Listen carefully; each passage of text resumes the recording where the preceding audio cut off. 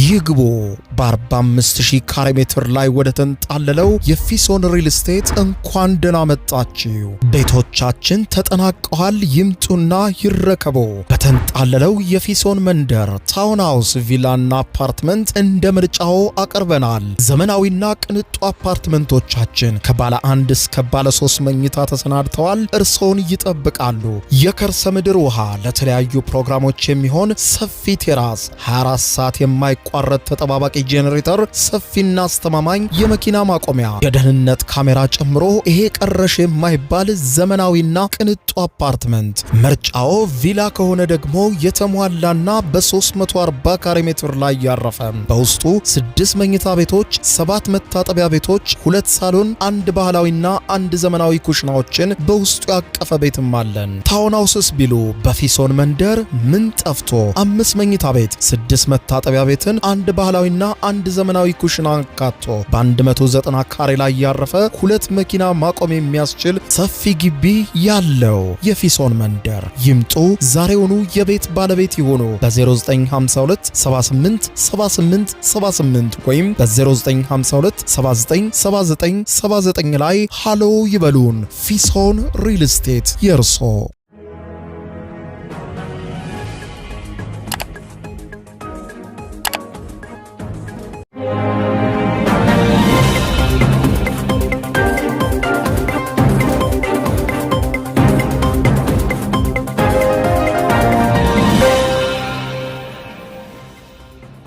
ጤና ይስጥልኝ ክቡራትና ክቡራን የዩቲዩብ ቻናል ቤተሰቦች፣ የሰዓቱን አጫጭር ሰበር መረጃዎች ይዤ ቀርቤያለሁ።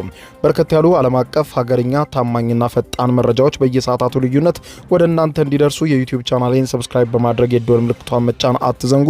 ወደ ሰበር መረጃው ስናቀና በቀዳሚነት ወደ እናንተ የሚደርሰው ብዙዎች እንደሰጉት የመካከለኛው ምስራቅ የተኩስ አቁም በአሜሪካና በኢራን መካከል የተደረሰው መጣሱ ተዘግቧል። ኢራን የተኩስ አቁሙ በግልጽ መጣሱንና እስራኤል አሁንም ሊባኖስ ላይ ጥቃት እየፈጸመች መሆኑን ገልጻ በስምምነቱ መሰረት ተከፍቶ የነበረው የሆርሙዝ ወሽመጥን ሙሉ በሙሉ ኢራን ዘግተዋለች። ከኢራን የተሰማውን ሰበር መረጃ የያዘውን መግለጫ የማስደምጣችሁ ነው የሚሆነው። አሜሪካም በጥብቅ ማስጠንቀቂያ የሰጠች ሲሆን ከነጩ ቤተ መንግስት በተሰጠው መግለጫ ኢራን በአስቸኳይ የዘጋችውን የሆርሙዝ ወሽመጥን እንድትከፍት አሳስባለች። አሜሪካ ጉዳዩን በተመለከተ በዝርዝር የማስደምጣችሁ መረጃ ይኖራል። በሌላ በኩል ውጥረቶች በከፉበት በአሁኑ ሰዓት በኔቶ አቋም የተቀየሙት የአሜሪካው ፕሬዝዳንት ዶናልድ ጄ ትራምፕ በሰሜን አትላንቲክ የጦር ቃል ኪዳን ድርጅት የኔቶ አባላት ላይ እርምጃ እንደሚወስዱ በዛቱት መሰረት ከነገ ጀምሮ በኔቶ አባላት ማለትም በዚሁ የአሜሪካና ኢራን ጦርነት ከአሜሪካና እስራኤል ጎን አልቆሙም በማለት በለዩአቸው የኔቶ አባላት ውስጥ የሚገኙ የአሜሪካ ወታደሮችን ከነገ ጀምሮ አስወጣለሁ ሲሉ ዝተዋል ትራምፕ። ይህም ደግሞ የሰሜን አትላንቲክ የጦር ቃል ኪዳን ድርጅት ኔቶ አባላትን በክፉኛ አስደንግጧል። በሌላ በኩል የእስራኤሉ ጠቅላይ ሚኒስትር ቤንያሚን ኔታንያሁ በሰጡት መግለጫ ተኩስ አቁሙ በማንኛውም ሰዓት ሊጣስ ይችላል ብለዋል። ገና በኢራን ውስጥ ያላሳካናቸው ነገሮች ስላሉ በማንኛውም ሰዓት የተኩስ አቁሙ ተጥሶ አሊያም ደግሞ በስምምነት የምንፈልገውን ልናሳካ እንችላለን ሲሉ ተናግረዋል። ጠንከር ባለ መግለጫቸው ዝርዝሩን የማስደምጣችሁ ይሆናል። በሌላ በኩል የመካከለኛው ምስራቅ ሀገር የሆነችው የተባበሩት አረብ ኤሚሬትስ በኢራን ለደረሰባት ከፍተኛ የሆነ ጉዳት ኢራን በአስቸኳይ ካሳ እንድትከፍላት ጠይቃለች። ዝርዝር መረጃውን በጉዳዩ ዙሪያ የወጣውን አስደምጣችኋለሁ። እነዚህ ያስተዋወቅኳችሁና ሌሎችንም በርከት ያሉ መረጃዎች ዝርዝራቸውን አብረን እንከታተለው። በቅድሚያም ዳግም በተባባሰው የመካከለኛው ምስራቅ ውጥረት ኢራን የሆርሙዝ ወሽመጥን ዳግም መዝጋቷ ተሰማ። የተኩስ አቁሙን ተከትሎ የተፈጠረው ትልቁ ቀውስ የሆርሙዝ ወሽመጥ መዘጋት ነው። የኢራን መንግስታዊ የዜና ወኪል ፋርስ የዜና ወኪል እንደዘገበው ከሆነ እስራኤል በሊባኖስ ላይ የምትፈጽመውን የፈንጂ ድብደባ በመቀጠሏ ኢራን ይህንን እንደ ተኩስ አቁም ጥሰት ቆጥራው ወሽመጡን ሙሉ በሙሉ ዘግተዋለች ሲል ገልጿል። ፋርስ የዜና ወኪል እንዳብራራው ከሆነ የተኩስ አቁሙ ከተፈረመ በኋላ ነዳጅ የጫኑ መርከቦች በወሽመጡ በኩል እንዲያልፉ ተፈቅዶላቸው የነበረ ቢሆንም የእስራኤል ጥቃት መቀጠሉ ሲረጋገጥ ግን ኢራን ውሳኔዋን በድጋሚ በመቀልበስ የነዳጅ ጫኝ መርከቦችን ትራፊክ ትራፊክ ሙሉ በሙሉ አቆመዋለች ተብሏል። የመሪን ትራፊክ መረጃ ይህንኑ ያረጋገጠ ሲሆን በአሁኑ ሰዓት በሆርሙዝ ወሽመጥ የሚያልፍ ምንም አይነት መርከብ እንደሌለ ተዘግቧል። የኢራን አብዮታዊ ዘብ ባወጣው መግለጫ እንዳለው ከሆነ የ10 ነጥብ ስምምነቱ አንዱ ቁልፍ አድርገን የተቀበልነው የሆርሙዝ ወሽመጥን በኢራን አስተዳደርና ቁጥጥር ስር መቆየቱ ነው ብሏል። ሆኖም እስራኤል በሊባኖስ ላይ መጠነ ሰፊ ጥቃት መክፈቷን ተከትሎ በወሽመጡ ላይ ያለውን የትራፊክ እንቅስቃሴ ሙሉ በሙሉ ቆሟል ሲል አስታውቋል። ወሽመጡ ከተዘጋ በኋላም አንድ መርከብ በወሽመጡ ለማለፍ ሲሞክር ወደ ኋላ ዞሮ እንዲመለስ መደረጉም ተዘግቧል። ወሽመጡ ዳግም መዘጋቱን ተከትሎ የአሜሪካው ነጩ ቤተ መንግስት ዋይት ሃውስ ሌሊቱን ባወጣው መግለጫ ኢራን የሆርሙዝን ወሽመጥ በድጋሚ መዝጋቷን አጥብቆ አውግዟል። የዋይት ሃውስ ፕሬስ ሴክሬታሪ የሆኑት ካሮላይን ሌቪት ይህ ድርጊት አሉ ሙሉ በሙሉ ተቀባይነት የሌለው ነው በማለት ገልጸዋል። ፕሬዚደንት ትራምፕ ወሽመጡን ያለምንም ገደብና ቀረጥ አስቸኳይ በፍጥነት በሰላም ዳግም እንዲከፈት አጥብቀው እንደሚፈልጉም ሲያሳስቡ ተደምጠዋል። ከዚህ በፊት የተገኘውን መረጃ እንደሚያመለክተው ኢራንና ኦማን በወሽመጡ ለሚያልፉ መርከቦች ቀረጥ ለማስከፈል አቅደው የነበረ ሲሆን ይህ ወሽመጥ ከዚህ ቀደም እንደ ዓለም አቀፍ የውሃ መንገድ ይቆጠር የነበረና ከቀረጥ ነፃ የነበረ ነፃ መሬት ነበር። ኢራን ይህንን ቀረጥ ማስከፈል ከቻለች ኢኮኖሚና የፖለቲካ አቅሟ ምን ያክል ሊያድግ ይችላል የሚለውን ጥያቄ የአሜሪካ አጋር ለሆኑት የባሕረ ሰላጤው ሀገራት ከፍተኛ ስጋትና ትኩሳት ፈጥሮባቸዋል። አሜሪካ ስምምነቱ ኢራን ዩራኒየም እንዳታበለጽግ ይከለክላል ብትልም አጋር ሀገራቱ ግን የኢራን የድሮንና የጦር መሳሪያ አቅም አሁንም በከፍተኛ ሁኔታ እያሰጋቸው እንዳለ እየገለጹ ነው። የአሜሪካ የጋራ ጦር ኤታማዦር ሹም ጀነራል ዳንኬን በበኩላቸው ኢራን ዘላቂ ሰላምን እንደምትመርጥ ተስፋ እናደርጋለን፣ ነገር ግን ሚኒስትር ሄግሴት እንዳሉት የተኩስ አቁሙ ለጊዜው የቆመ ነው። አስፈላጊ ከሆነ ጦራችን ባለፉት 38 ቀናት ባሳየው ፍጥነትና ትክክለኛነት አሁንም በፕሬዝደንቱ በተጠንቀቅ እንዲቆም በመታዘዙ በማንኛውም ሰዓት ጥቃት እንሰነዝራለን ብለዋል። ይህ በዚህ እንዳለ የተኩስ አቁሙ እጅግ አወዛጋቢ ያደረገው የሊባኖስ ጉዳይ ነው። የኢራን ውጭ ጉዳይ ሚኒስትር አባስ አራግቼ እንዳሉት ከሆነ አሜሪካ የተኩስ አቁም ትፈልግ ወይም በእስራኤል በኩል ጦርነቱን መቀጠል መምረጥ አለባት ብለዋል። አሜሪካ ሁለቱንም መቀጠል ስለማትችል አጋሯ እስራኤልን ጦርነቱን አቁሚ ብላም የሆርሙዝ ወሽመጥም በድጋሚ እኛም እንከፍታለን፣ አለበለዚያ ግን እዚህ ሰላም እያሉ በእስራኤል በኩል ዞሮ ሊባኖስን መውጋትና ኢራንን መውጋት ግን ፈጽሞ የማይታሰብ ነው ብለዋል። አራግቼ አክለውም ቻይና፣ አሜሪካና እስራኤል ሊባኖስን የተኩስ አቁም ስምምነቱ አካል አድርገው ሊቀበሉ ይገባልም ሲሉ ገልጸዋል።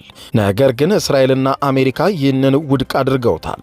የዋይት ሃውስ ቃል አቀባይ ካሮላይን ሌቪትና የእስራኤሉ ጠቅላይ ሚኒስትር ቤንያሚን ኔታንያሁ የተኩስ አቁሙ ሊባኖስን እንደማያካትት አስታውቀው ይህንን ተከትሎ የእስራኤል ጦር በሊባኖስ ላይ በተለይም ደግሞ በዋና ከተማዋ ቤይሩት ደቡባዊ ሊባኖስና ቤካ በተባለው ሸለቆ ውስጥ መጠነ ሰፊ የአየር ድብደባ ሌሊቱን አካሂዷል። የሊባኖስ የጤና ሚኒስትር እንደሚለው ከሆነ በእነዚህ ጥቃቶች ቢያንስ ይህ ዘገባ እስከተጠናከረበት ሰዓት ድረስ በ24 ሰዓት ብቻ 254 ሰዎች በላይ ሲገደሉ 130 ሕፃናትን ጨምሮ ናቸው። ከ1150 በላይ ሰዎች ደግሞ በከባዱ ቆስለዋል ብለዋል። ይህ ጥቃት ጦርነቱ ከጀመረ ወዲህ ከተፈጸሙት እጅግ የከፉ ጥቃቶች መካከል ዋናው ነው። የኢራን አብዮታዊ ዘብ የአየር ኃይል አዛዥ የሆኑት ጀነራል ሰይድ ማጂድ ሙሳቪ በማህበራዊ ትስስር ገጻቸው ላይ እንዳሉት በሊባኖስ ላይ የሚፈጸም ጥቃት በኢራን ላይ እንደተፈጸመ የሚቆጠር ነው በማለት አጥብቀው ያስጠነቀቁ ሲሆን ኢራን ለዚህ የከፋ ምላሽ እንደምትሰጥም ዝተዋል። የኢራን ውጭ ጉዳይ ሚኒስትር ቃል አቀባይ እስማኤል ባቃይ በበኩላቸው እንዳሉት የሊባኖሱ ጦርነት እንዲያበቃ የፓኪስታን ጠቅላይ ሚኒስትርን አስረግጠን ገልጸንላቸዋል በማለት የገለጹ ሲሆን እስራኤል ግን የተኩስ አቁሙን ጥሳ በሊባኖስ ላይ ጥቃት እየፈጸመች ነው በማለት ገልጸው ለዚህ ደግሞ የደም መፋሰሱ ቀጥተኛዋ ተጠያቂ አሜሪካ ናት፣ አሜሪካ ኃላፊነቱን መውሰድ አለባት ብለዋል። ይህንን ተከትሎ የሊባኖሱ ሄዝቦላ በሰሜናዊ እስራኤል ግዛት ላይ በርከት ያለ የሮኬት ጥቃት ሌሊቱን መክፈቱን ገልጿል።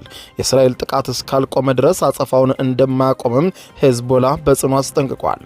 በተያዘ ዜና ከሚታየው የፖለቲካ መድረክ ጀርባ ከኋላ የፖለቲካው ጨዋታ እጅግ ውስብስብ ነው ያለው ሲኤንኤን የእስራኤል ምንጮቹን ጠቅሶ ዛሬ ሌሊቱን እንደዘገበው ጠቅላይ ሚኒስትር ቤንያሚን ኔታንያሁ የትራምፕን ውሳኔ እስከ መጨረሻው ሰዓት ድረስ በእርግጠኝነት አያውቁትም ነበር ሲል ገልጿል።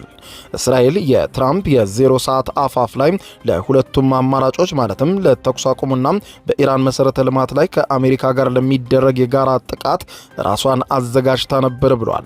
ምክትል ፕሬዝዳንት ጄዲ ቫንስ ስምምነቱን በማግባባት ረገድ ትልቅ ሚና እንደተጫወቱ የተነገረ ሲሆን ቫንስ በሰጡት መግለጫ ኢራን የሆርሙዝ ወሽመጥን ዳግም ዘግታለች፣ የማትከፍተው ከሆነ ከባድ መዘዝ ይጠብቃታል በማለት አስጠንቅቀዋል። በተኩስ አቁም ወቅትም እንዲህ አይነት ችግሮች የተለመዱ መሆናቸውን ገልጸው የሆነ ሆኖ በስምምነቱ መሰረት ኢራን የሆርሙዝ ወሽመጥን በአስቸኳይ መክፈት አለባትም ሲሉ አስጠንቅቀዋል።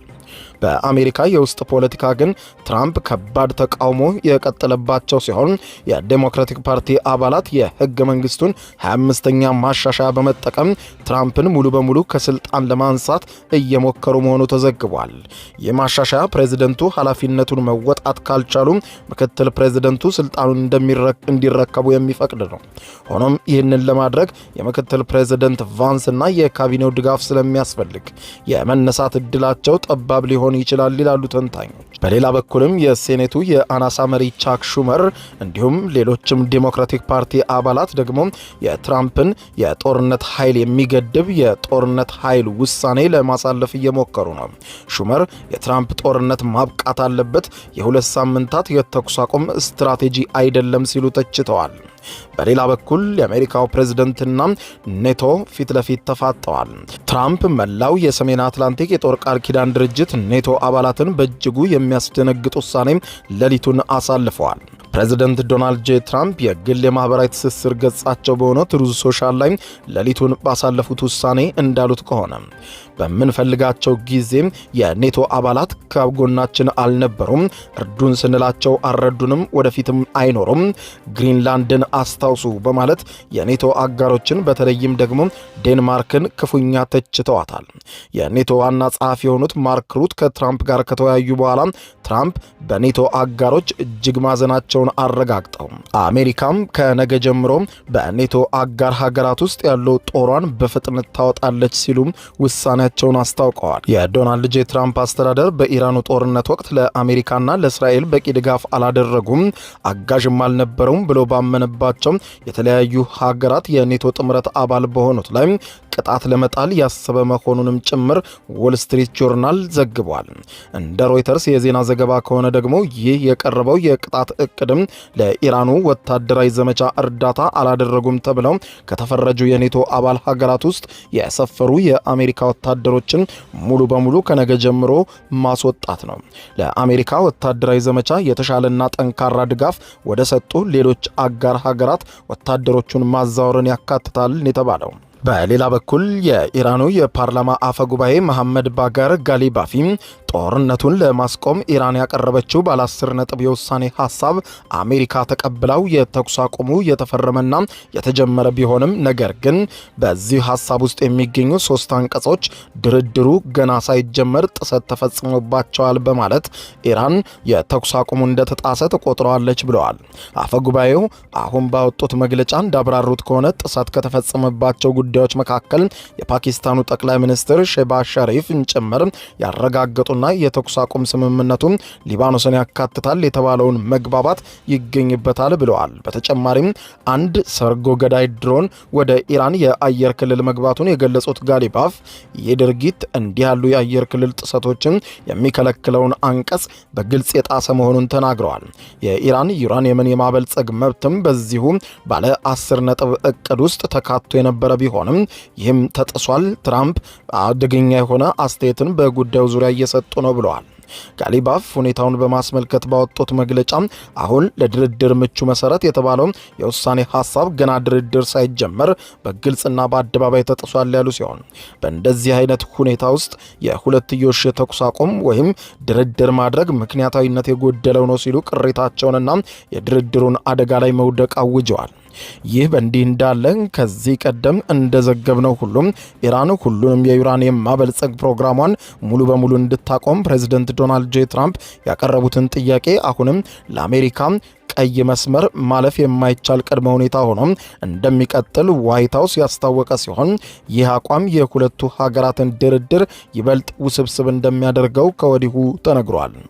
በተያዘ ዜናም የእስራኤሉ ጠቅላይ ሚኒስትር ቤንያሚን ኔታንያሁ አሜሪካና እስራኤል በኢራን ላይ ባካሄዱት ጦርነት ያሳዩት የጠበቀ ትብብር ታይቶ የማይታወቅ መሆኑን ገልጸው ያሞካሹ ሲሆን ጠቅላይ ሚኒስትር ቤንያሚን ኔታንያሁ ምሽቱን ባወጡት የቪዲዮ መግለጫ እሳቸውና ፕሬዝዳንት ዶናልድ ጄ ትራምፕ የኢራንን አገዛዝ መሰረት ንደነዋል ብለው እንደሚያምኑ ገልጸዋል።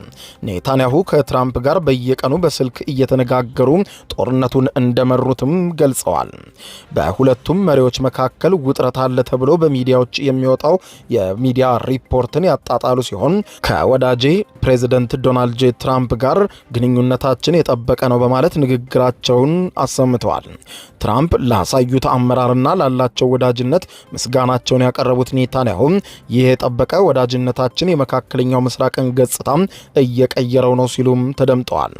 ሁለቱ ሀገራት በእስራኤልና በመላው ነፃ ዓለም ላይ የተደቀነውን የህልውና አደጋ ለማስወገድ በጋራ ሆነን ወደ ጦርነት መግባታችንም ሊታወቅ ይገባል በማለት ገልጸው ይህንን ተልዕኮ ደረጃ በደረጃና ግብ በግብ እያሳኩ መሆኑን ገልጸው እስራኤል ባለፈው አንድ ዓመት ውስጥ በኢራን ላይ ሁለቱን ዘመቻዎች ባትጀምር ኖሮ ኢራን ከረዥም ጊዜ በፊት የኒውክሌር መሳሪያ ባለቤት ትሆን ነበር ሲሉም ገልጸዋል። በእነዚህ ዘመቻዎች እስራኤል የኒውክሌርና የባላስቲክ ሚሳኤል ድርብ ስጋትን ማስወገድ መቻሏን አስረድተዋል። ኔታንያሁ የጦርነቱን ስኬቶች ሲዘረዝሩ እስራኤል የኢራንን የሚሳኤል ማምረቻ ማሽን ሙሉ በሙሉ ማውደሟን፣ በዚህም የተነሳ ኢራን አዳዲስ ሚሳኤሎችን ማምረት እንደማትችልና ያላትን ክምችት እያለቀ መምጣቱን በድጋሚ ሲናገሩ ተደምጠዋል። በተጨማሪም ሴንትሪፊጂ ማምረቻ ፋብሪካዎችና የኒውክሌር ሳይንቲስቶችን ጨምሮ የኢራን የኒውክሌር ፕሮግራሞች ክፉኛ መመታታቸውን ገልጸዋል። በኢራን የሚገኘው የበለጸገ ዩራኒየም ክምችትም በስምምነት አሊያም ዳግም ወደ ጦርነት በመግባት ሙሉ በሙሉ ከሀገሪቱ እናስወጣዋለንም ሲሉ ኔታንያሁ ዝተዋል። ጠቅላይ ሚኒስትሩ አክለውም የእስራኤል ኃይሎች የኢስላማዊ አብዮታዊ ዘቡን የገቢ ምንጭ ሙሉ በሙሉ ሰባብረዋል በማለት እንደሚያምኑ ገልጸው የኢራን የባህር ኃይል የሚሳኤል ማዕከላት፣ የጦር አውሮፕላኖችና የእዝ ማዕከላትም ሙሉ በሙሉ አይሆኑ ሆነው እንዲወድሙ አድርገናል ብለዋል። ኔታንያሁ በመግለጫቸው ይህንን ቢሉም ኢራን አሁንም አቅሟን እንደተደራጀ መሆኑን ገልጻ በማንኛውም ሰዓት የተኩስ አቁሙ መጣሱን ተከትሎ ለሚመጣ ትንኮሳ ምላሽ ለመስጠት ዝግጁ ነኝ ብላለች። ይህ በዚህ እንዳለ የእስራኤሉ ጠቅላይ ሚኒስትር ቤንያሚን ኔታንያሁ ግባችን ይህንን ሁሉ አድርገን ገና አልተሳካም ሲሉ ተደምጠዋል። በአሜሪካና በኢራን መካከል የተኩስ አቁም ስምምነት መደረጉን ተከትሎ የእስራኤሉ ጠቅላይ ሚኒስትር ቤንያሚን ኔታንያሁ በቪዲዮ ምሽቱን ባሰራጩት በዚህ መግለጫቸው ላይ ሀገራቸው እስራኤል ገና የምታሳካው ተጨማሪ ግቦች እንዳሏትና በማንኛውም ጊዜ ወደ ጦርነቱ ለመመለስ ዝግጁ መሆኗንና እንደምትመለስም አስረግጠው ገልጸዋል። ጠቅላይ ሚኒስትሩ ባስተላለፉት በዚህ መልእክት ገና የምናጠናቀቃቸው ተጨማሪ ግቦች በኢራን ውስጥ አሉን ብለዋል። እነሱንም ቢሆን በስምምነት አሊያም ዳግም ወደ ጦርነት በመግባት እናሳካዋለን ሲሉ ቃል ገብተዋል። እስራኤል በማንኛውም ሰዓት አውዳሚ እርምጃ ለመውሰድና የተኩስ አቁሙን ለመጣስ ዝግጁ ናት በማለት ገልጸው ወደ ጦርነት ለመመለስ ሙሉ ዝግጅት እንዳላትም ገልጸዋል። ጣታችን አሁንም ከቃታው ላይ አልወረደም ያሉት ኔታንያሁ በዚህም በማንኛውም ሰዓት ተኩስ አቁሙ ሊጣስ እንደሚችል ከወዲሁ አሳስበዋል። በተጨማሪም ኔታንያሁ የተኩስ አቁሙ መታወጁን ተከትሎ ለሕዝባቸው ባደረጉት በዚህ የምሽቱ ንግግራቸው የእስራኤል ሕዝብ በጦርነቱ ወቅት ላሳየው ጽናትና ጥልቅ ምስጋና እናቀርባለን ብለዋል። በግንባር ካሉት ተዋጊዎችና በጀርባ ደጀን የሆነው ሕዝባችንን ለእናንተ ከሕዝቡ ጋር በመሆን እጅግ ግዙፍ የሆኑ ድሎችን በጋራ አሳክተናል ሲሉ ነው ያወጁት። ይህ በዚህ እንዳለ የተባበሩት አረብ ኤምሬትስ ካሳ ይከፈለኝ ለደረሰብኝ ውድመት ስትል ኢራን ካሳ እንድትከፍላት ጠየቀች። በኢራን ምክንያት ለደረሰብኝ ከፍተኛ ውድመት ከኢራን በኩል ካሳ ይከፈለኝ ያለችው የተባበሩት አረብ ኤምሬትስ ኢራን ላደረሰችብኝ ውድመት ካሳ እንድትከፍል በቀጠናው ላይ ያላትም ስጋት ከዚህ በኋላ እንዳይመለስ ሆኖ ሙሉ በሙሉ እንዲወገድም እንጠይቃለን ብላለች። የተባበሩት አረብ ኤምሬትስ ባወጣችው መግለጫ የኳታርና የሳውዲ ውጭ ጉዳይ ሚኒስትሮች በበኩላቸው የባህር ላይ ጉዞ ደህንነት እንዲረጋገጥና ጦርነቱ እንዳይስፋፋ አሳስበዋል። በሌላ በኩል በጦርነቱ ከፍተኛ ጥቃት ከደረሰባቸው የመካከለኛው ምስራቅ ሀገራት መካከል አንዷ የሆነችው የተባበሩት አረብ ኤምሬትስ ድል ማድረጓን ማወጇ ተሰምቷል። በአሜሪካና በኢራን መካከል የተኩስ አቁም ማድረጋቸው መሰማቱን ተከትሎ የተባበሩት አረብ ኤምሬትስ ፕሬዝዳንት አማካሪ ከጦርነቱ መጀመር አንስቶ በተከታታይ የኢራን ጥቃቶችን ያስተናገደችው ሀገራቸው የተባበሩት አረብ ኤምሬትስ ድል አድርጋለች ሲሉ ነው ያወጁት። አማካሪው አንዋር ጋርጋሽ ሉዓላዊነትንና ክብርን እንዲሁም ክህደት በተሞላበት ጥቃት ፊት ስኬቶቻችንን ባስጠበቀ ድንቅ ብሔራዊ የመከላከል ተግባር ፈጽመናል ብለዋል። ኤምሬቶች ዛሬ ላይ የገዘፈ ተጽዕኖ ማሳደር አቅም ስላለ እይታችንም እንዲሁ በዓለም ሕዝብ ፊት ጨምሯል በማለት ገልጸው በወደፊቱ ላይ ተጽዕኖ ለማሳደርና ለመቅረጽ የሚያስችል ይበልጥ ጠንካራ አቅም እንዳለንም አሳይተናል በማለት ጠቅሰዋል። ይህንን ተጠቅመን ውስብስብ የሆነውን ቀጠናዊ ሁኔታ ለመምራት ወደፊት በትጋት እንጓዛለን ስትል ኤምሬትስ ባወጣቸው መግለጫ ላይ ጠቅሳለች።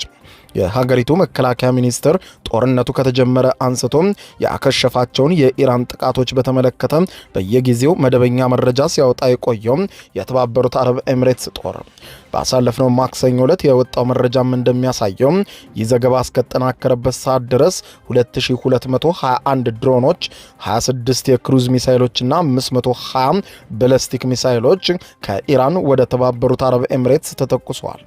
የኦማን ውጭ ጉዳይ ሚኒስትርም አሜሪካና ኢራን የተኩስ አቁም ላይ መድረሳቸውን በበጎ ተቀብሎታል። ፓኪስታን ለማሸማገል ላደረገችው ስራ እውቅና የሰጠው የውጭ ጉዳይ ሚኒስትሩ ወደ ቋሚ የተኩስ አቁም ለመድረስ ወደፊት በሚደረጉ እንቅስቃሴዎች ላይ ጥረቶችን ማጠናከር አስፈላጊና አጽንኦት የሚሰጠው ጉዳይ እንደሆነ አበክሮ አሳስበዋል። ክቡራን አድማጮች ለሰዓቱ ብታደምጧቸው መልካም ናቸው ያልኳቸው አጫጭር መረጃዎች የሰማችኋቸው ናቸው። ከሰዓታት በኋላ በሌላ መረጃ ተመልሰን እስከምንገናኝ በያለንበት የዓለም ዳር ቸር እንቆይ። የዩቲዩብ የስኬት ሚስጥሮችን በዝርዝር የያዘው የአቤል ብርሃኑ የወይኗ ልጅ መጽሐፍ ሁለተኛ እትም በገበያ ላይ። ዩቲዩብ ለመጀመር በአጭር ጊዜ ስኬትን ለመቀዳጀት አስበዋል?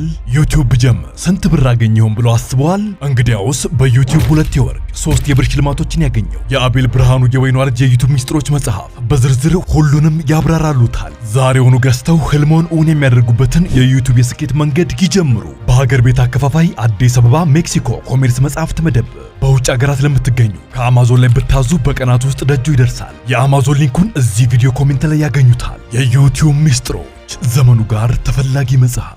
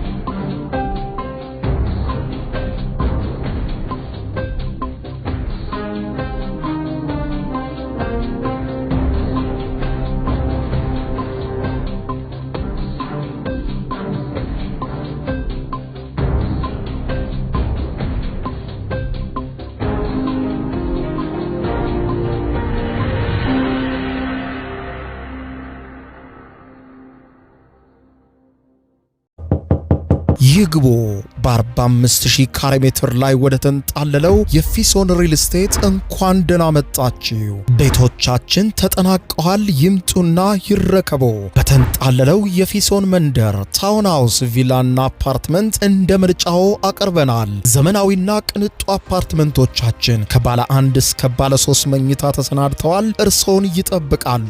የከርሰ ምድር ውሃ፣ ለተለያዩ ፕሮግራሞች የሚሆን ሰፊ ቴራስ፣ 24 ሰዓት የማይቋረጥ ተጠባባቂ ጄኔሬተር፣ ሰፊና አስተማማኝ የመኪና ማቆሚያ፣ የደህንነት ካሜራ ጨምሮ ይሄ ቀረሽ የማይባል ዘመናዊና ቅንጡ አፓርትመንት። ምርጫው ቪላ ከሆነ ደግሞ የተሟላና በ340 ካሬ ሜትር ላይ ያረፈ በውስጡ 6 መኝታ ቤቶች፣ 7 መታጠቢያ ቤቶች፣ 2 ሳሎን፣ 1 ባህላዊና 1 ዘመናዊ ኩሽናዎችን በውስጡ ያቀፈ ቤትም አለን። ታውንሃውስስ ቢሉ በፊሶን መንደር ምን ጠፍቶ 5 መኝታ ቤት፣ 6 መታጠቢያ ቤትን፣ 1 ባህላዊና 1 ዘመናዊ ኩሽና አካቶ በ190 ካሬ ላይ ያረፈ 2 መኪና ማቆም የሚያስችል ሰፊ ግቢ ያለው የፊሶን መንደር። ይምጡ፣ ዛሬውኑ የቤት ባለቤት ይሆኑ። በ0952 78 78 78 ወይም በ0952 79 79 79 ላይ ሃሎ ይበሉን። ፊሶን ሪል ስቴት የርሶ